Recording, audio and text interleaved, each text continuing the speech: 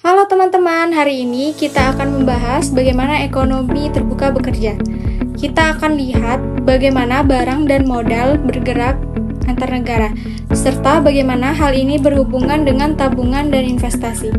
Ayo kita pelajari bersama bagaimana dinamika ini membentuk perekonomian global.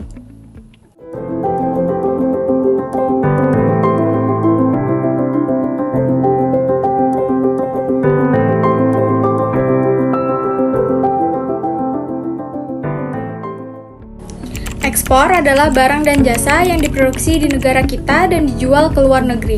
Sebaliknya, impor adalah barang dari luar negeri yang masuk ke negeri kita.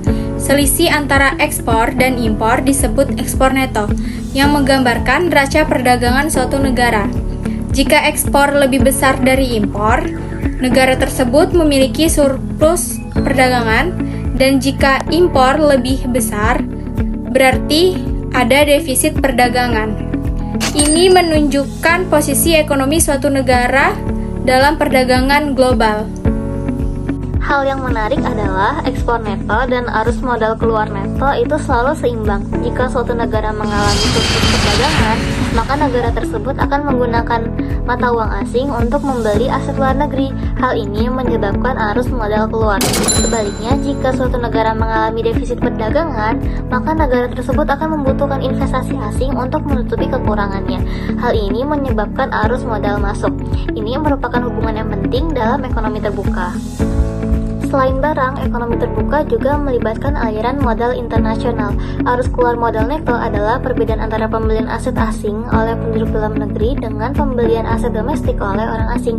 Jika banyak orang asing yang membeli aset domestik, terjadi arus modal masuk.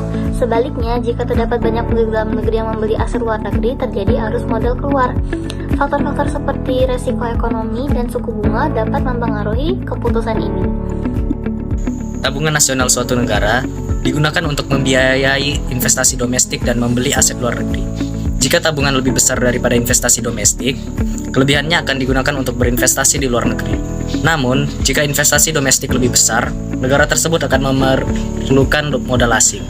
Hubungan ini menunjukkan bagaimana arus modal internasional mendukung pertumbuhan ekonomi. Jadi kesimpulannya, ekonomi terbuka melibatkan interaksi antara perdagangan barang, aliran modal, dan keputusan tabungan serta investasi.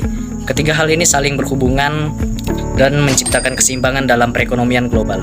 Memahami hal ini penting untuk mengetahui bagaimana suatu negara berpartisipasi dalam ekonomi dunia. Oke, arigatou gozaimasu ya guys ya. Karena sudah menonton video ini, kami harap sekarang kalian lebih paham konsep ekonomi terbuka. See you next time.